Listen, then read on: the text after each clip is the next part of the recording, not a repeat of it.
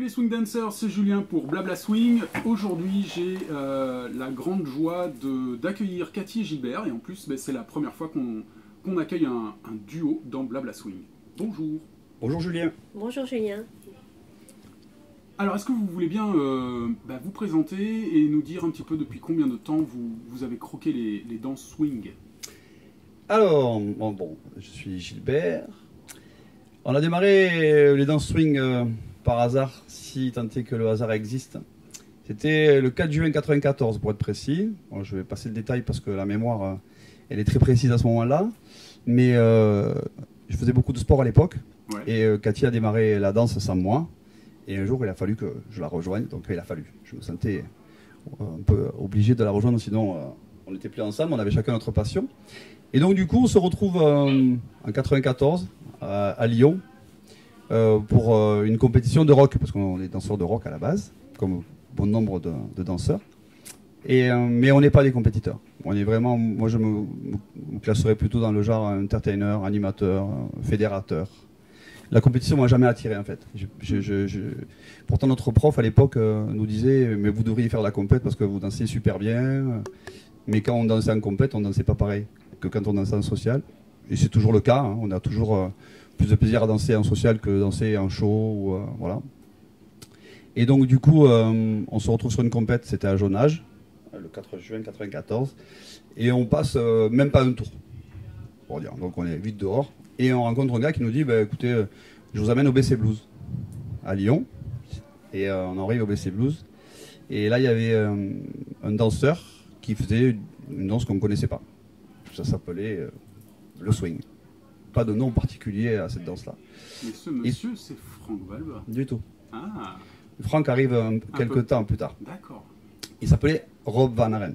Ah. Voilà. Le premier danseur de swing qu'on a rencontré, c'était Rob, et c'était au BC Blues. Et quand on l'a vu danser, on s'est dit, waouh, on veut faire ça. C'est cette danse-là qu'on veut, parce que c'était complètement déluré par rapport à ce qu'on avait l'habitude de faire.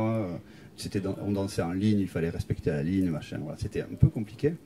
Et on s'y retrouvait pas trop, surtout dans l'aspect de la compétition. Donc du coup, Rob a vraiment ouvert nos yeux et on s'est tout de suite dit, waouh, c'est ça qu'on veut faire. Et ce BC Blues, c'était dirigé vers la danse blues ou pas forcément? Alors c'était un club de jazz qui a ouvert en 58, si ma mémoire est bonne, je voudrais pas dire de bêtises, mais dans les années 50. Et il était géré par un monsieur qui s'appelait Monsieur André, qui avait une collection de vinyles extraordinaire. Et tous ces vinyles étaient numérotés, étaient cachés dans une pochette blanche numérotée. Et c'était beaucoup axé sur le jazz New Orleans un petit peu. Mais l'histoire disait qu'il y a beaucoup de musiciens qui étaient passés. Donc BC Blues en référence à Buck Clayton, donc un des musiciens de Count Basie, dont il était fan. Et c'est pour ça que ça s'appelait le BC Blues. Et c'était un vrai club de jazz comme il y en a à Paris, avec le caveau, des choses comme ça. Mais c'était vraiment très particulier parce que c'était là vraiment pour les danseurs. Voilà, il était passionné de musique, mais c'était vraiment pour la danse. Il y avait le bebop lyonnais, je pense, à l'époque, ou quelque chose comme ça, je ne pourrais pas dire de bêtises. Mais à cette fois-là, quand on est arrivé, c'était Rob qui nous a fait... on a eu une grosse révélation. Oui, un coup de cœur. Un gros coup de cœur. Donc, après ça, c'était donc en juin, on rentre sur Montpellier, et on se dit, oh, on va voir l'année prochaine ce qu'on va faire et tout. Et puis... à l'époque, on pouvait encore fumer dans les clubs. Et on avait récupéré une pochette d'allumettes du BC Blues. Et en septembre, on discute comme ça. Et puis on retombe sur cette pochette d'allumettes et on appelle. Et il appelle le BC Blues. On nous dit, je vais vous passer le numéro d'une autre personne et vous appelez Franck Valbin. Voilà, on s'est mis en contact avec Franck. Et il nous a dit, écoutez, c'est cool, ouais, montez à Lyon, on fait des petits après-midi de pratique, tout ça, donc montez. C'était en septembre, octobre, on monte et on fait connaissance. Donc évidemment, on a vraiment découvert quelque chose qu'on n'imaginait même pas, parce que c'était pas du tout la danse qu'on pratiquait, puisqu'on danse le rock depuis. En fait, on s'est connus, on avait 18 ans. On en a 56 aujourd'hui, donc je laisse faire le coup. Et donc, sur la... Et en plus, à cette période-là, on s'était mis à la danse sportive. Donc rien à voir. Ah oui, le truc avec les sauts, j'ai interviewé Karine à Aix qui nous en a parlé un petit peu de ça. Oui, oui, on était voilà. Mais l'aspect compétition ne nous convenait pas. Nous, on était plutôt dans l'esprit de potes et on partait pour aller danser. Et donc, du coup, on fait ce premier déplacement à Lyon et on rencontre des gens et on se dit, on se voit le mois prochain parce qu'il faisait une après-midi pratique chaque mois. C'était au Gymnase Club Garibaldi et on y remonte tous les mois. Voilà, jusqu'à ce que on décide un jour l'année d'après, donc c'était en 95, d'organiser nous des stages chez nous à Montpellier. On avait donc sympathisé avec deux danseurs qui s'appelaient Christophe et Chantal. Il y avait aussi Marina, qu'on a revue il y a très peu de temps, qui est toujours là.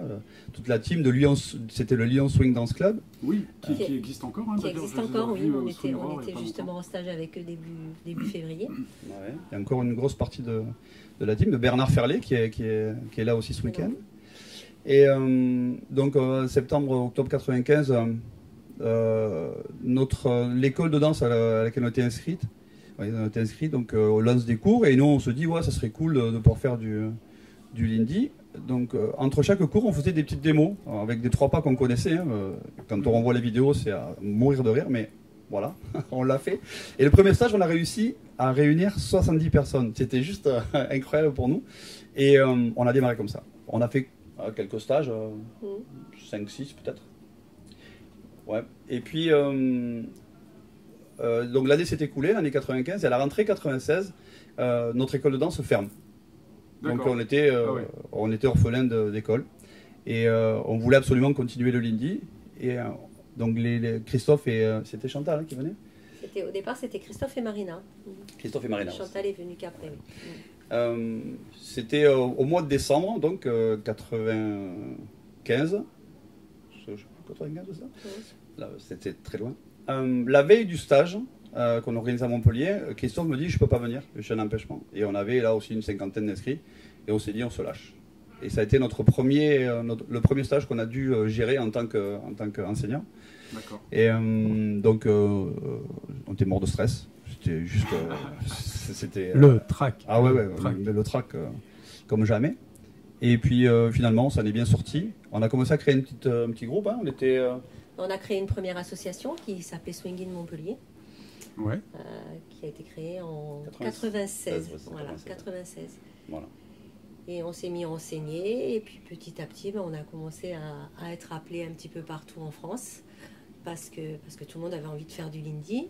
Et qu'il n'y en avait pas beaucoup. Voilà, qu'il n'y en avait pas beaucoup. Pour ainsi dire, très peu, parce qu'il y avait Paris et Toulouse, donc voilà. Avec Véro et Bruno à Toulouse et Gilles et Myriam à Paris. Et la rencontre en fait de Gilles et Myriam et Véro et Bruno s'est faite dans une école de danse qui s'appelle le Rocamajou à Lyon. C'est Rocamajou, c'est ça? Oui. Et on s'était rencontrés lors de stages sur Lyon et on avait fait connaissance mais sans plus. À l'époque, il y avait, je rappelle que c'était en 95-96, il n'y avait pas Internet, c'était le début, il n'y avait pas Facebook, il y avait très peu de choses. Et donc, pas de portable. Et on s'était dit, on se reverra. Et les 3 couples, en fait, ont semé le swing dans leurs villes respectives. Jusqu'au jour où nous on part, donc c'était 96, 97, c'est un peu confus dans les dates encore. On va à Toulouse, puisque Véro et Bruno organisaient un stage et il y avait Julie Oram qui était là. C'était notre premier stage avec un stage de Lindy Hop officiel pour nous. Julie Oram, pour ceux qui ne savent pas, elle a signé, enfin, elle a co-dirigé les chorégraphies du film Swing Kids. On l'aperçoit dans le film et on est super content parce qu'on est encore en contact avec elle. D'ailleurs, elle s'est installée dans la région et on la reçoit très régulièrement. Donc c'était notre premier festival, premier prof, premier contact avec quelque chose de quelqu'un qui a fait la transition entre Frankie Manning, les old-timers et nous. Je ne sais pas si je dois rentrer dans les détails par rapport à l'histoire parce que ça serait très long, mais Julie, avec Ryan, a créé Zoot and Springer à Londres. Enfin, ça peut être l'objet de l'interview à l'occasion de sa visite ici, si tu veux, Julien. Ah, ce serait bien, oui. C'est une fille qui est adorable et qui adore parler de tout ça. Donc je suis obligé de faire court. Et donc on fait le stage à Toulouse et on se dit on va organiser nous un stage à Montpellier. Donc le premier stage c'était en juin 97. Et entre-temps, on avait rencontré un couple de danseurs qui s'appelle toujours Angela Andrew, Cookie, et Ron Leslie, qui était un magnifique DJ. Enfin, il avait toujours des sons extraordinaires. Et on les a invités, donc c'était en juin 97. Voilà, c'était le premier Lindy Hop on the Beach. Oui. Il y en a eu, on l'a fait de 97 à 2011. Ouais, voilà. J'ai un ami qui était allé au dernier, oui. Voilà. Et bon, l'histoire a été simple, hein, puisqu'en organisant le festival, les gens venaient d'un peu partout. Et du coup, ça a créé des connexions. Et la première grosse connexion, c'était lors d'un stage, on va dire qu'on organisait dans le courant de l'année. Chaque mois, on s'était dit avec notre petite équipe, on va organiser des petits stages. Et un jour, on rencontre un étudiant barcelonais qui s'appelle Bernat. Ça. Et on se branche, il vient danser avec nous et on lui dit chaque mois on fait un stage pratique avec des copains, tout ça. Et lui, il était forcément ravi de cette situation. Et on a fait une grosse saison, une grosse année avec entre 30 et 60 Barcelonais qui débarquaient à chaque fois. Ouais. Et c'était juste énorme parce que la différence entre les danseurs français et les danseurs barcelonais, c'est que les Espagnols ont l'esprit festif et qui ne sont pas du tout... dans la technique, ils étaient plus dans l'envie de s'amuser, ils sont un peu rechercher, fous, voilà, hein. ils se lâchaient en fait. Ils dansent quoi. Ouais. Ils font 3 pas et ils ont 3 pas, ils dansent. Et ça, c'était vraiment génial parce que ça a dynamisé, les soirées.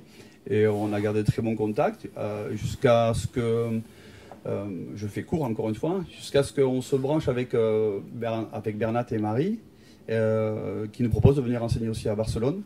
Donc je pense avec Anne-Hélène et Bernard, on a été un des premiers couples aussi à enseigner là-bas. Et on est super content de voir que la scène s'est développée aussi.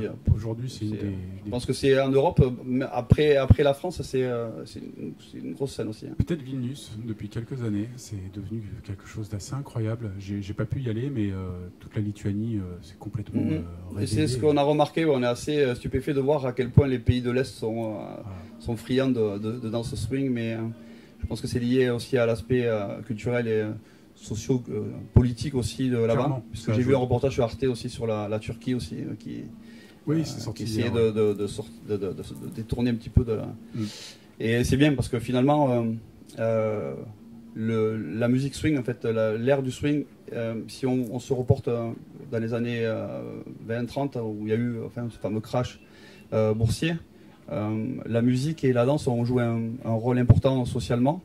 On se rend compte qu'aujourd'hui ça joue un rôle important parce que ça doit être fédérateur. En tout cas nous on le voit parce qu'on a des élèves qui nous suivent depuis le début, mais depuis le début, ils ont démarré avec nous, ils sont encore là.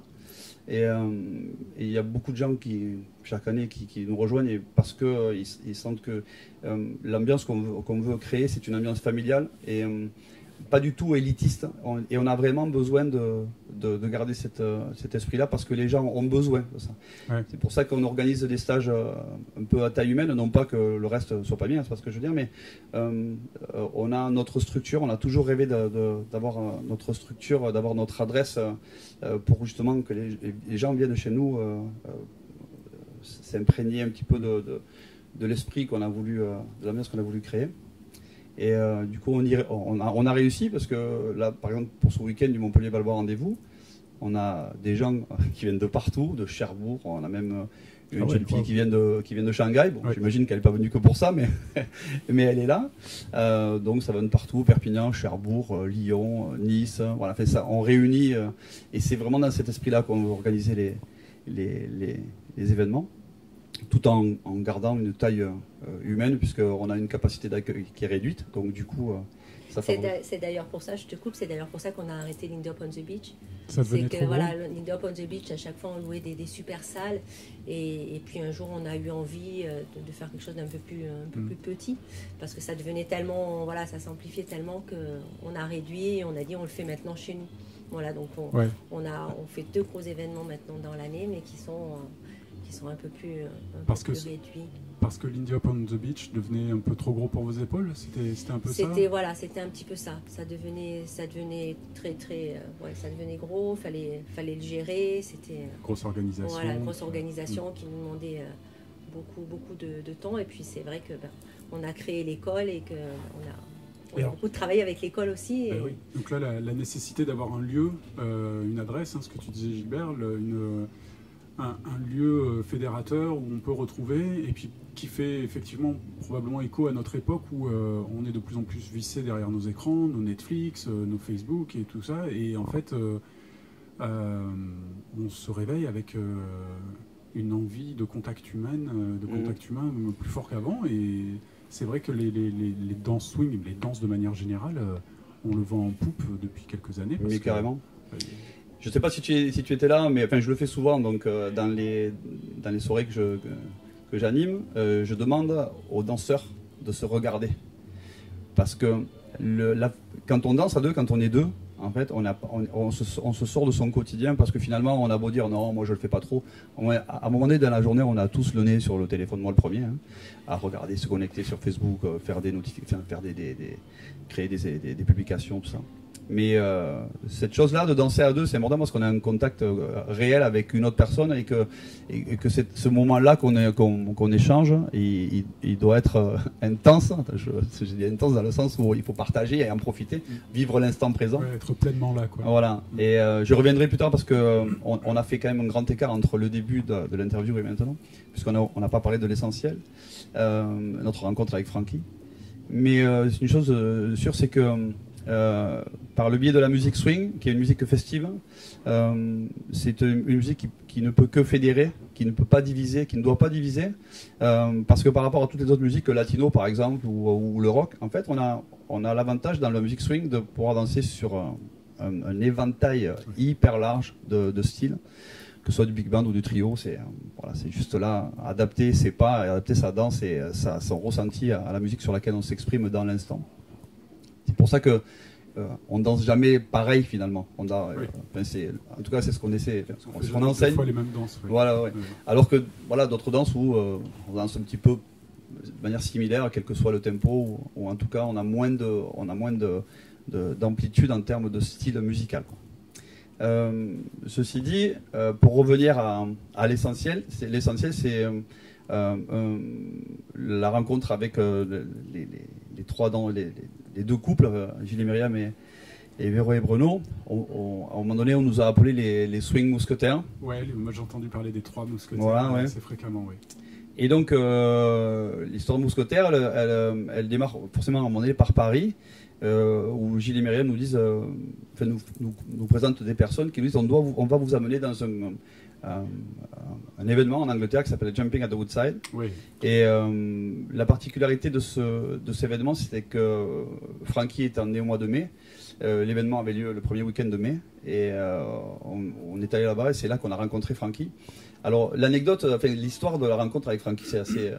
on râle encore un peu après nous parce qu'on se dit... on l'a rencontré que plus tard. Mais on était dans une rue de Gloucester où c'était, comme aujourd'hui, un peu pluvieux, mais c'est la météo anglaise. Et on est sur un trottoir et on change de trottoir pour chercher l'hôtel. Mais en face de nous, il y avait un monsieur avec un parka beige, voilà, un vieux monsieur qui boitait. On traverse la rue et il passe à notre hauteur. On se dit, mais c'est bizarre. C'est bizarre. Et manque de peau, l'hôtel était de l'autre côté, là, il fallait qu'on retraverse. Et on retourne le soir donc à la soirée. Et en fait, c'était lui. On aurait dû le croiser. En fait, on a changé le trottoir. Je m'en peux toujours dans cette situation, mais bon, on s'est beaucoup... On s'est bien rattrapé par la suite quand même. Ouais, on s'est bien rattrapé. Et du coup, Gloucester s'est arrêté l'année après que Frankie nous ait quittés. Et on n'a manqué aucun Jumping at the Woodside. On a fait depuis 98 jusqu'en 2000. Frankie est parti en 2009, donc 2010. Voilà. Jusqu'en 2010, on a fait ce stage parce que c'était... C'est ouf, c'est là où moi j'arrive. Ah ouais. J'ai commencé en 2010 et ouais. Tout ça j'ai manqué, j'ai loupé Frankie d'un an. C'est la vie. Ouais, Frankie est venu à Montpellier. Il est venu, oui, je sais, plein de fois. Oui. À Montpellier, nous on l'a suivi partout. Il a fêté un anniversaire avec nous aussi. Ouais, j'ai le souvenir d'une image où je te vois avec lui. Oui, avec j'ai eu la chance. De danseuses derrière aussi. J'ai eu la chance d'enseigner quelques fois avec lui. Et bon, c'était quelque chose pour moi d'exceptionnel. Et voilà, donc je le garde Ouais, c'est exceptionnel. Il avait son fameux rire. Yes. Ouais, c'est génial. Hein. Tu sais que c'est, je le dis vraiment avec, c'est vraiment sincère, mais quand je fais le chim-cham, il se passe jamais un moment où je pense pas à lui, quoi. Ouais. Parce que c'est toujours. On l'a tellement fait avec lui le chim-cham. Oui, chaque Gloucester, chaque fois qu'il est venu à Montpellier, Paris. Donc, et je pense à lui comme à quelqu'un de ma famille, quoi. C'est vraiment c'est un père pour moi, enfin pour nous, pour tous les danseurs qui l'ont connu, parce que finalement il a changé le cours de notre vie.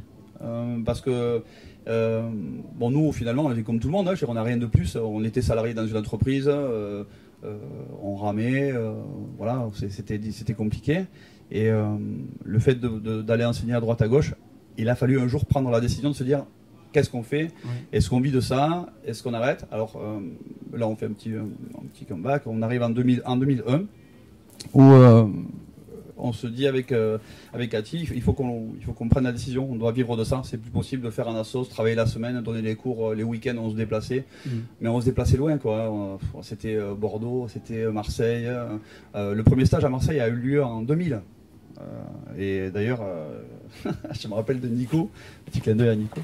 Et, il était venu avec, je crois que c'était un survêt de l'OM, et comme moi je suis un fan de l'OM, donc du coup ça m'avait marqué. Et il était tout jeune, donc c'est rigolo. Ouais, il en parle aussi dans son interview de ce moment-là. Et il n'y avait pas Fabrice et Géraldine aussi? C'était pas un stage où vous étiez avec eux? Oui, Fabrice et Géraldine, en fait, ont démarré avec nous aussi. Il y a des années, ils sont venus pendant des années à nos stages, à l'Indy Upon the Beach. Je crois que de toute façon. Ils se sont connus chez nous, je crois.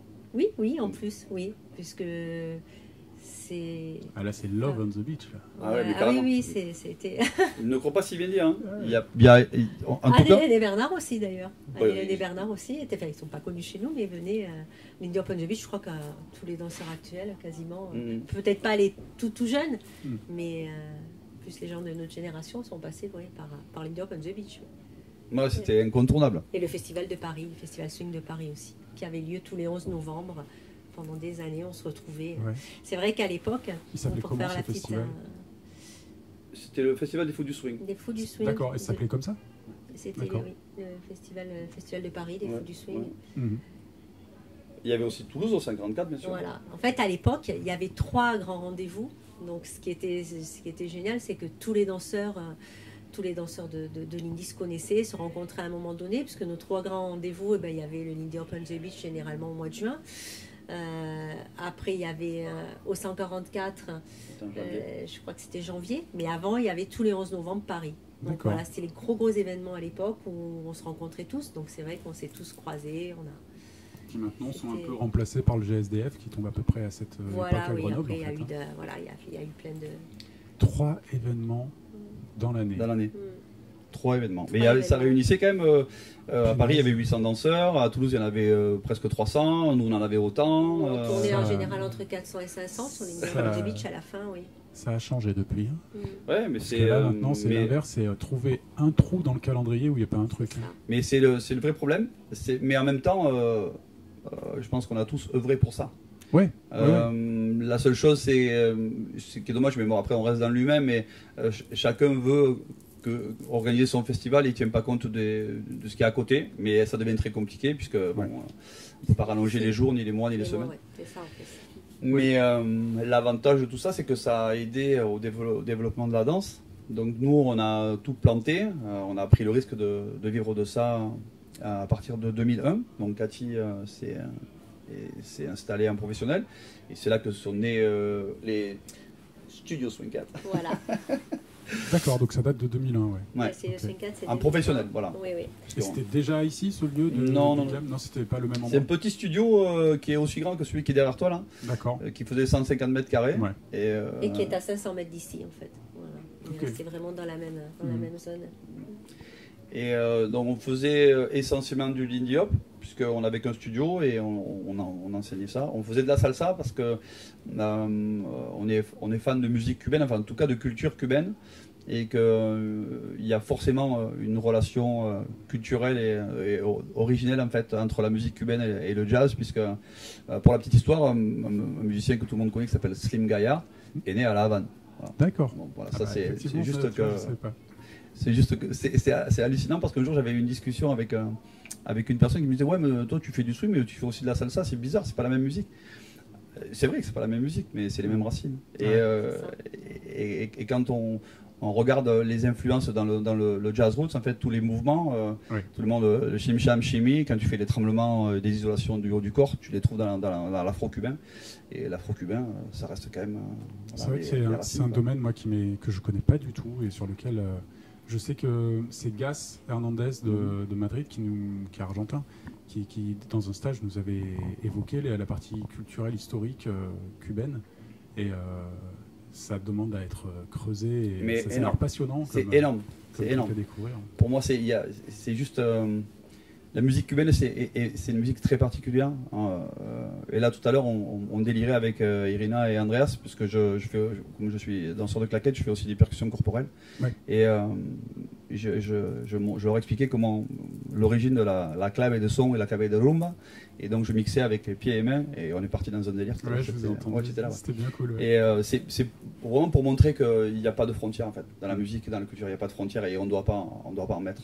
Parce que c'est la fusion de tout ça qui fait qu'on hérite de ces danses-là aujourd'hui. Moi, je suis extrêmement respectueux Pour nous, c'est un héritage. C'est un cadeau du ciel que de pouvoir vivre de notre passion et de transmettre la danse et la musique aux gens.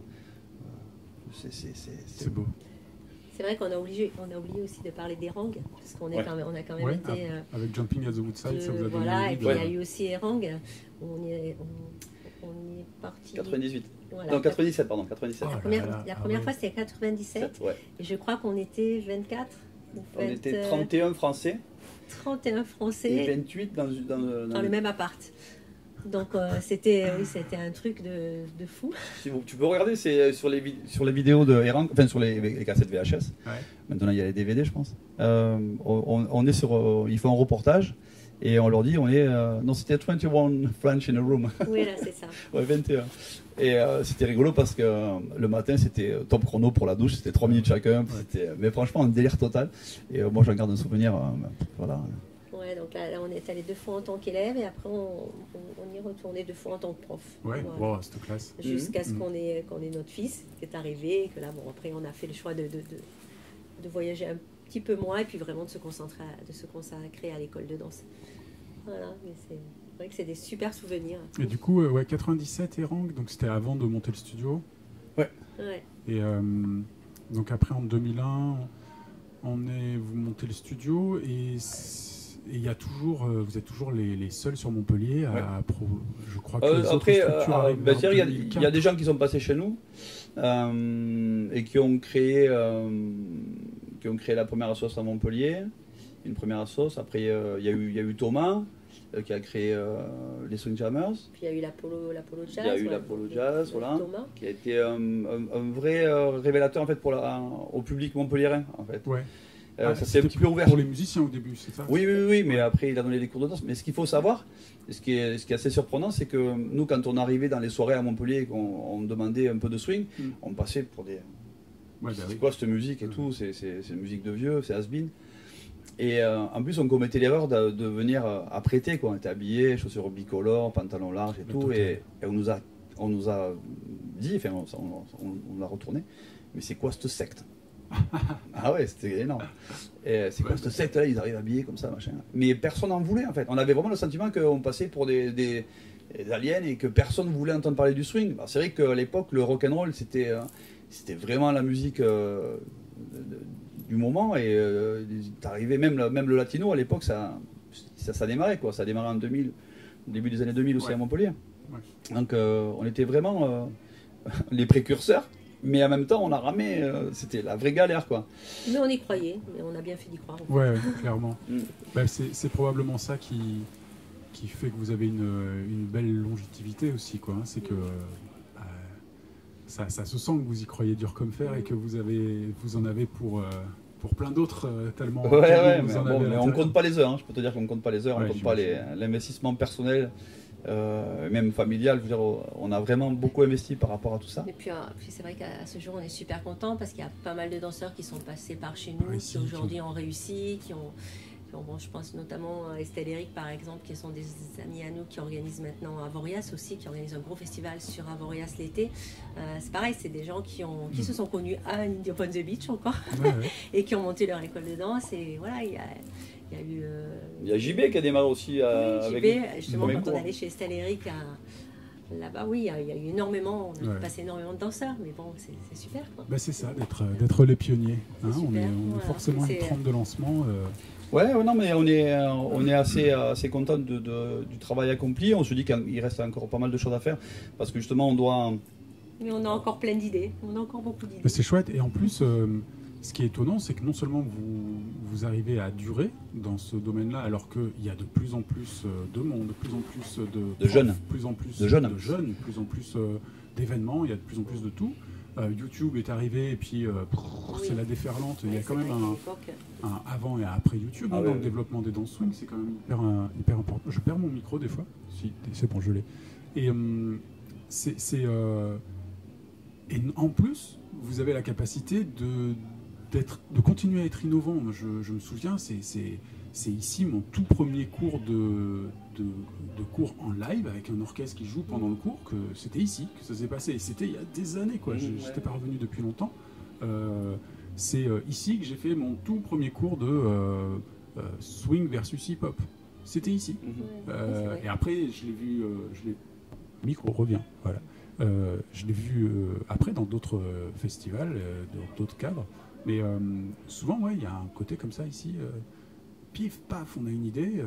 C'est souvent ici. Voilà, donc là notre prochaine idée, c'est le prochain Indie Hop Weekend où on souhaitait faire vraiment un retour au Back to the Roots. Voilà, Back to the Roots avec nos premiers profs. Donc là, on aura la joie d'accueillir W, qui pour moi a été énormément... pour moi, c'est une merveilleuse danseuse. Qui est cette W ? Alors W, la première fois qu'on l'a rencontré, c'était en même temps que Osa et Daniel. D'accord. Voilà, c'est parti, c'est les premiers, c'était les Harlem Hot Shot, mais... Rhythm Hot Shot. Voilà. Ça s'appelait la première troupe suédoise, ça s'appelle The Rhythm Hot Shot. Enfin, là, je vais rien t'apprendre. Donc voilà, c'était les premiers danseurs en fait qu'on a rencontrés avec Eddie et Eva. D'accord. Et donc là, on aura la joie de les accueillir en décembre prochain avec Ryan François. Gagnon. Et Rob et Diane en fait. Voilà. Donc on aura quelque part, une partie des personnes qui nous ont vraiment donné envie. Les coups de cœur. Voilà, nos coups de cœur.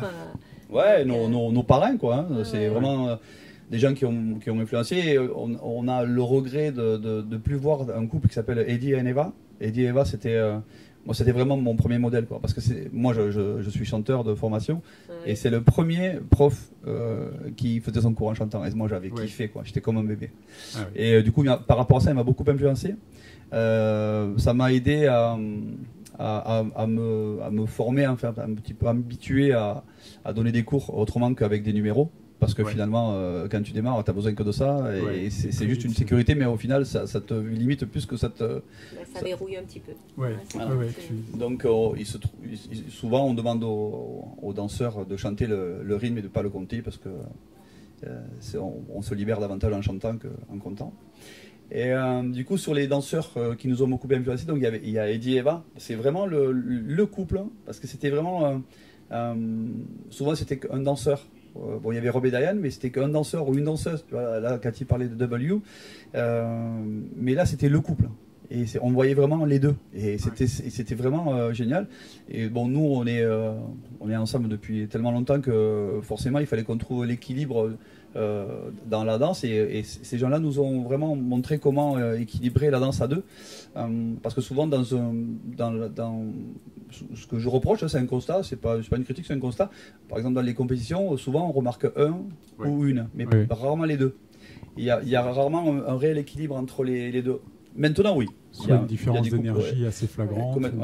Ça a beaucoup changé. Mais le constat, à la base, c'était ça, au tout début. On voyait que, notamment, plus le danseur que la danseuse. Mais ça a beaucoup changé. Mais Eddie et Eva nous ont... Enfin, en tout cas, moi, Eddie, c'est un gars qui m'a influencé, mais d'une force incroyable, quoi. Ne serait-ce que par rapport au chant dans l'enseignement, dans la danse. Et moi, j'étais déjà dans mon trip, puisque quand j'ai rencontré Cathy en 81, on s'est rencontrés, j'étais dans la rue, je chantais. Donc pour te dire le lien que la musique et le chant a pour moi, enfin, c'est vraiment, ça coule dans mon sang, dans mes veines. Et donc du coup, c'est quelque chose qui est constant. Et je pense que d'apprendre la danse en chantant sa rythmique, ça amène plus. C'est une autre façon peut-être d'amener la danse. Voilà, et on a un peu plus de résultats au final. Et d'ailleurs, dès que tu as l'occasion de chanter sur scène, ah là, mon micro fait vraiment n'importe quoi. Je suis navré. Je vais essayer de le caler. Non, c'est pas grave, j'ai le micro interne. Et d'ailleurs, dès que tu peux chanter sur scène, tu vas à fond à chaque fois. C'est la vraie crainte en fait de mes proches, de Cathy. Mais toi c'est le pied, toi. Ah, moi je kiffe. Ah, c'est vraiment le meilleur moment de la journée, c'est ça. Mais juste une parenthèse parce qu'on avance et on recule dans le temps. Mais là, on est dans un endroit qui s'appelle le GAM, c'est le groupement artistique montpelliérain. Et il se trouve que nous, on s'occupe de la partie danse, mais il y a aussi les écoles de musique. Et avec les profs de l'école de musique, on a créé justement des bands, comme le Jelly Roll par exemple, ou le Brandy Snap, avec des répertoires rock and roll ou swing. Et justement, j'interviens de manière officielle dans le groupe et ça me permet de lier les deux là, sur les événements. Quand le Brandy Snap joue à Montpellier ou ailleurs, j'interviens avec eux. Quand Jelly Roll joue, d'ailleurs on a signé un album il y a 2 ans, qui est passé totalement inaperçu. Peut-être maintenant. Voilà, c'est l'enfer. C'est bon, tu changes ton câble peut-être. Mon câble est foutu et si ça y est, c'est revenu, j'essaie de plus y toucher. Promis, prochain épisode, je change de câble. Ouais, ben là, j'espère que ça y est. Du coup, ils seront un peu plus connus grâce à l'épisode. Ça va se vendre comme. Je sais pas, mais très honnêtement, je suis pas en quête de gloire ou de. Je vis l'instant présent et franchement, si je me fais plaisir et que ça fait plaisir à mes proches, franchement, je suis plus heureux, quoi. De toute façon, là, je suis plus heureux parce que je suis entouré que des gens que j'aime et du coup, c'est l'équilibre parfait. En tout cas, c'est vraiment fabuleux de pouvoir vivre tous ces kiffs et en plus de les lier entre eux, quoi. De lier la danse, le chant, monter une structure, continuer de et c'est pas facile. Et j'imagine que ça doit être, il faut avoir une belle équipe aussi, hein, parce que tout seul ça doit pas suffire et il faut. Non, on est bien encadré. Et ça roule bien, le succès est au rendez-vous. Je pense que c'est une belle preuve. Mais c'est chouette que vous ayez parlé tous les deux des influences. C'était une des questions que j'allais vous poser sur les danseurs qui pouvaient représenter des modèles à un moment pour vous.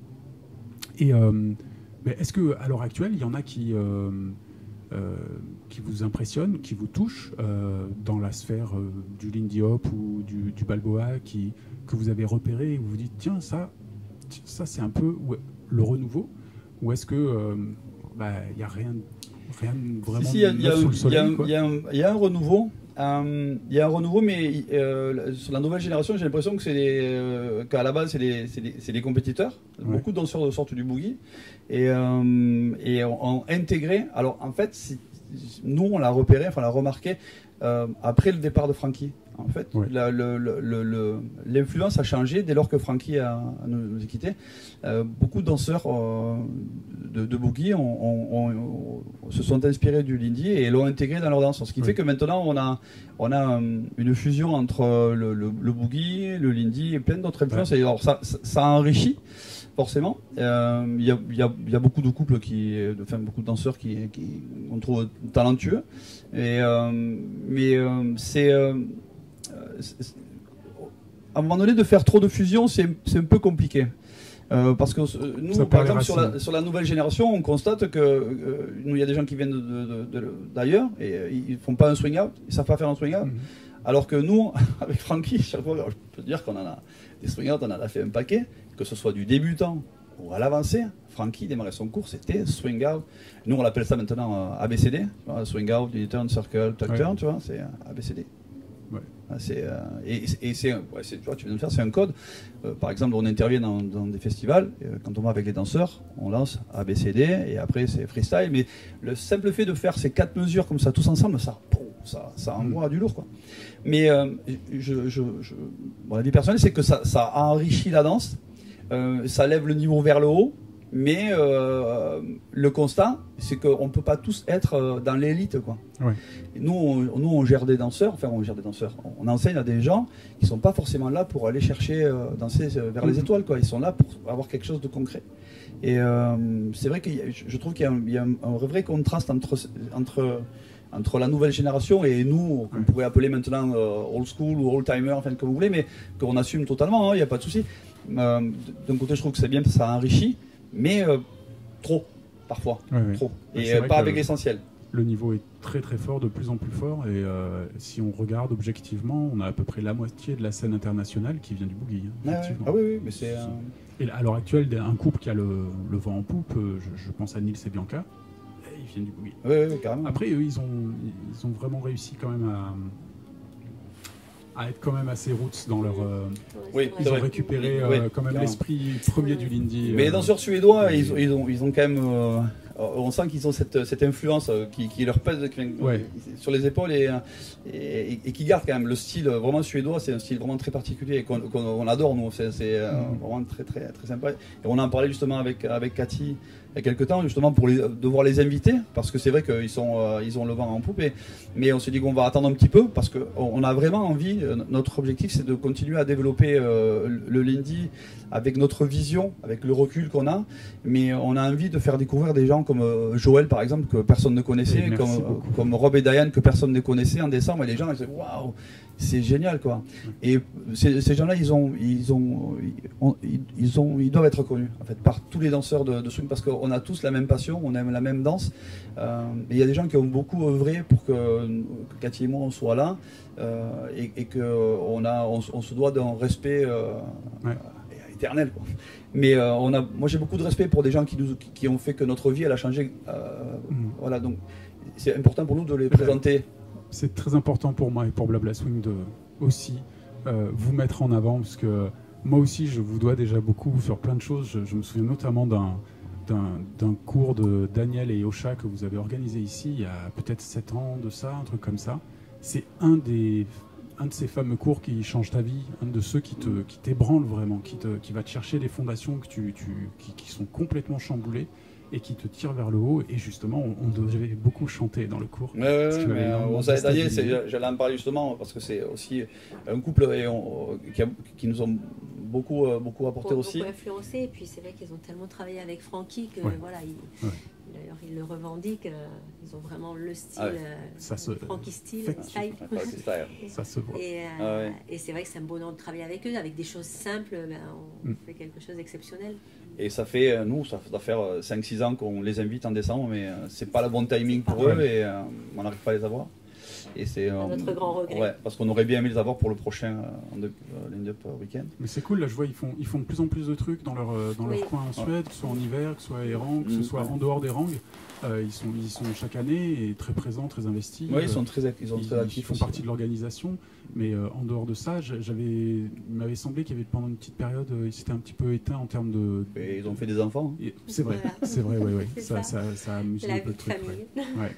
Mais ils sont en train de revenir à fond, et tant mieux pour les danseurs, quoi. Oui, non, mais il faut là aussi, c'est un couple à découvrir. Alors ils interviennent en Europe, je crois, justement le week-end où on les a invités là pour le décembre prochain, c'est le premier week-end, ils sont en Espagne chaque année. Et nous on leur avait proposé de venir justement le deuxième week-end, mais bon, c'est un peu compliqué parce que période des fêtes, c'est jamais simple pour. Et donc on a du mal à les avoir, mais on les aura un jour. Yes.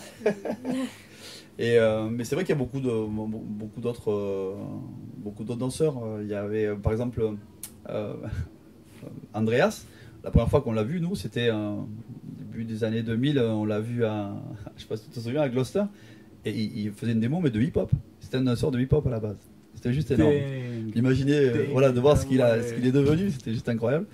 Et d'ailleurs, on a reparlé hier, et il était étonné qu'on s'en souvienne, quoi, parce qu'il devait passer inaperçu.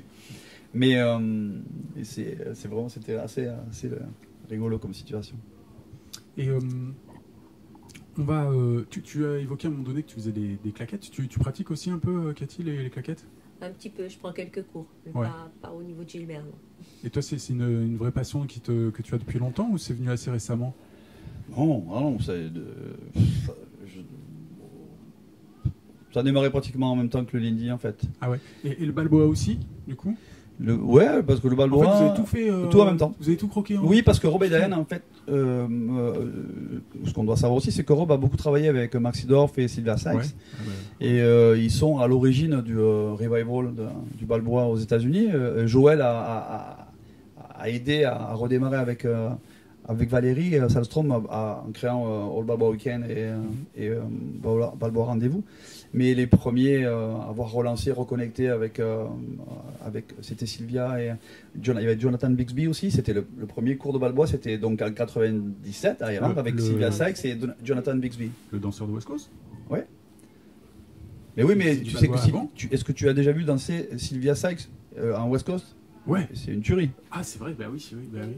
Ah, ouais. Voilà, musicalement, le West Coast à la base, c'est swing, hein, ça reste rhythm and blues. Et, après, ouais, mais oui, nous, on avait halluciné. Ce gars, il était extraordinaire. Mais notre premier cours, je me souviens, maintenant qu'on en parle, les souvenirs se reforment un petit peu, c'était à Iran, avec Jonathan et Sylvia. Donc 97. Les claquettes, le premier cours de claquettes, c'était, je crois que c'était aussi là-bas, c'était avec Chester. Après, on a eu la chance de rencontrer Fire Niklas, mais c'était sur un master avec conférence, et donc c'était vraiment le début, quoi. Et même quand vous alliez à Lyon avec Franck Balbin qui fait des claquettes. Mais non, on n'a jamais travaillé ensemble. Mais quand on montait voir Franck, c'était pour le Lindy. C'était vraiment le Lindy. Il y avait que ça. Et lui, il tenait ça d'où, le Lindy, lui? Alors, là aussi, c'est intéressant que tu reposes la question. Un jour, je compte l'interviewer. On vient juste, en plus, là, on vient de faire une grande découverte. Une grande rencontre, oui, début février, lorsqu'on a été à Lyon. Et donc, on a rencontré la personne qui a fait venir Francky pour la toute première fois. Donc, elle nous a... En France. Oui, en France. En 90. Donc, elle nous a un petit peu raconté sa rencontre. Alors, elle s'appelle Michel, j'ai oublié son nom, mais ça s'appelle Michel. Elle était directrice elle s'occupait de la Biennale de la danse à Lyon. Qui est très donc, elle était... Alors, elle nous explique comment elle rencontre Francky. Elle était à New York, elle avait rendez-vous avec des danseurs pour justement les inviter à Lyon. Et le soir à l'hôtel, à la télé, il y avait la remise des Grammy Awards et il y avait Francky. Elle parle avec une amie, elle l'appelle, et ils ont rendez-vous le lendemain. Francky est invité à la Biennale de la danse en 90 à Lyon. Ouais, avec... Ça, on doit pouvoir retrouver des traces dans la presse. Oui, mais ouais. Nous, on les a. Je pense. On les a, enfin, tu peux la contacter, enfin, je pourrais avoir son nom et ses coordonnées. Ouais. Mais donc, elle est mariée avec le directeur et le producteur du festival de jazz à Vienne, qui est, donc c'est pas rien. Et du coup, il faut que les auditeurs notent que le 9 juillet, il y a le Lincoln Center Jazz Orchestra et le Count Basie Orchestra qui jouent à Vienne, et il y aura une mise en place pour les danseurs. Ah, le Count Basie a joué par chez nous au Festival Big Band de Pertuis l'été dernier. Ouais. C'était pas mal. Ouais, c'est du lourd. Et donc c'était vraiment une belle rencontre parce qu'on se demandait comment il avait pu arriver en France. Et voilà, on a rencontré vraiment la personne qui a fait le lien entre Francky, la Biennale et nous, quoi. Enfin, nous, entre guillemets. Et donc quand elle explique, mais je te conseille franchement de l'interviewer parce que c'est quand elle raconte son histoire, nous on avait les poils qui s'hérissaient. Ah oui, on était. On était comme ça. C'est juste le début de l'histoire, quoi. C'est ça qui est intéressant. Le rendez-vous est pris. Ouais. Donc on parlait de ça. Et de Franck Balbin. Franck Balbin, oui. Alors. Comment lui a amené le Lindy alors, par le biais de la Biennale, je fais des répétitions. Quand Francky est venu, donc Michel lui demande de venir avec des danseurs. Et il lui dit, mais moi j'ai pas de danseur, prenez contact avec Ryan François. Ouais. Donc avec les Zouten Springer, je crois c'était, ou de Jamming Lindy Pros, je sais plus à l'époque quel nom c'était. Et ils sont venus avec des danseurs anglais. Et on a vu la vidéo, c'était énorme. On a reçu la vidéo, là ils nous ont envoyé la vidéo, c'était juste énorme. Mais bon, comme c'est des choses, des archives, voilà. Pour l'instant, ça circule pas, oui. Ouais. Et donc, je pense que c'est à ce moment-là que Franck a dû se connecter. Enfin, là, c'est petit morceau d'histoire que je n'ai pas là. J'espère que j'aurai l'occasion de lui demander en direct. Ouais, il sera même... Probablement, ce que je crois sentir, il a dû se former avec les danseurs anglais. Oui, parce que c'est lui qui faisait venir Angela et Ron et Rob aussi, donc c'est lui qui les faisait venir, donc il a joué un rôle important aussi. Après, bon, comme il était plus axé sur les claquettes, il s'est moins mis à développer le Lindy, mais il a beaucoup œuvré, sans nul doute là-dessus. Mais au niveau des claquettes, non, on n'a jamais travaillé ensemble. J'avoue que je suis un peu autodidacte parce que j'ai pas pris beaucoup de cours, parce que justement les claquettes à un moment donné c'était quelque chose de vraiment en marge. Danseur de claquettes, au début c'était vraiment, il y avait très peu quoi. À Montpellier il y a une association qui est dirigée par un ami d'enfance avec qui on joue au foot, qui s'appelle Eric Cialo, je fais un petit clin d'œil, et j'ai pris des cours aussi avec lui. Mais lui, au même niveau que nous, il a beaucoup œuvré et il n'arrête pas de travailler pour le développement des claquettes, et il a fait un gros boulot aussi sur Montpellier. Et bon, j'ai travaillé aussi un petit peu avec lui. Mais en termes de travail, j'ai beaucoup bossé. Je pense qu'au niveau des claquettes, je suis une grosse partie d'autodidacte en fait. J'ai beaucoup bossé tout seul, maintenant avec des supports vidéo, enfin au tout début. Mais beaucoup moins au niveau formation qu'en Lindy, quoi. En Lindy, on a parcouru le monde, mais pour les claquettes, on n'a pas fait ça. Vous avez pu aller en Asie un petit peu, voir les scènes swing, parce que là, c'est vrai que depuis 5 ans, c'est l'Eldorado, quoi. Hein, oui, c'est vrai. Particulièrement la Corée mais nous, on est moins sur l'international depuis qu'on a notre fils. Ouais.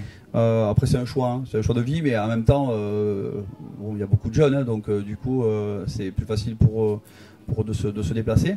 Le plus loin qu'on ait enseigné, c'était à San Francisco, chez Rob et Diane, dans un super camp. En fait, c'était vraiment génial. C'était dans une forêt. Ils sont américains? Ouais, ça s'appelle le Summer Camp. Mais Rob et Diane, ils sont américains? Oui. Ah mince, vu leur nom, je croyais qu'ils étaient hollandais. Oui, lui est hollandais, mais il vit. D'accord. Il était réputé aux États-Unis parce qu'il a parcouru les États-Unis à vélo. Ah ouais, avant de danser, de faire du Lindy, il a parcouru les États-Unis. Il est parti à l'aventure comme ça. Beau sportif alors quand même. Ouais, il est beau gosse. Hein. Il est beau gosse. Et alors du coup les claquettes, c'est déjà un premier pas vers l'instrumentation. On dit qu'un claquettiste c'est avant tout un percussionniste. J'étais percussionniste avant. En fait. J'ai fait de la batterie quand j'étais petit. D'ailleurs je suis fier parce que mon fils suit mes traces. Il a commencé la batterie à 2 ans et demi.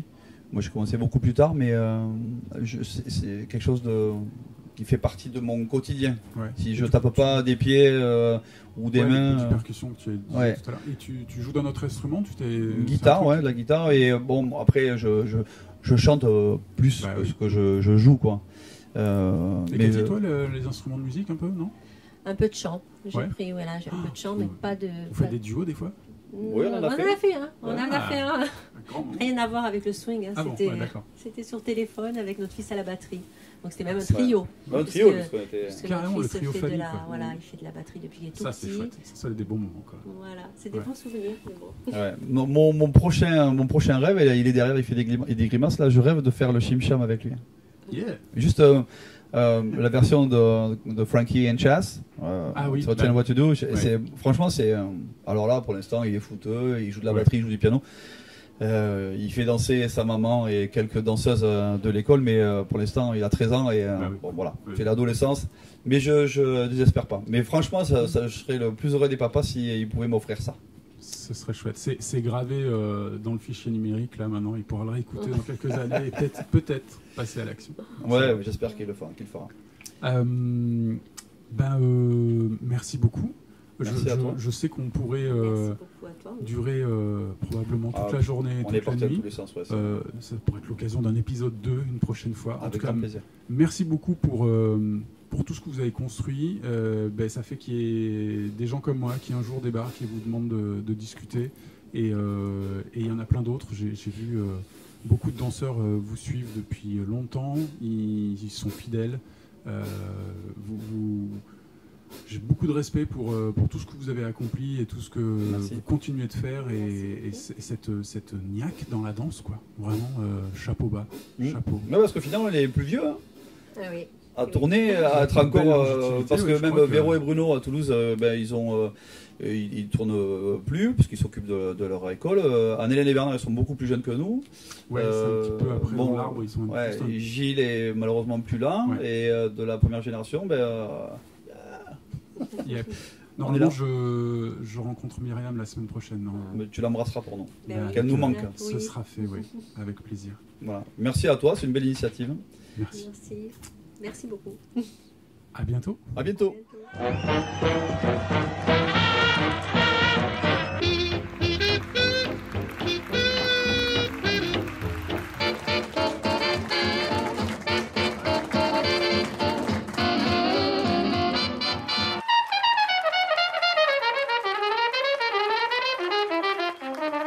Blah blah swing.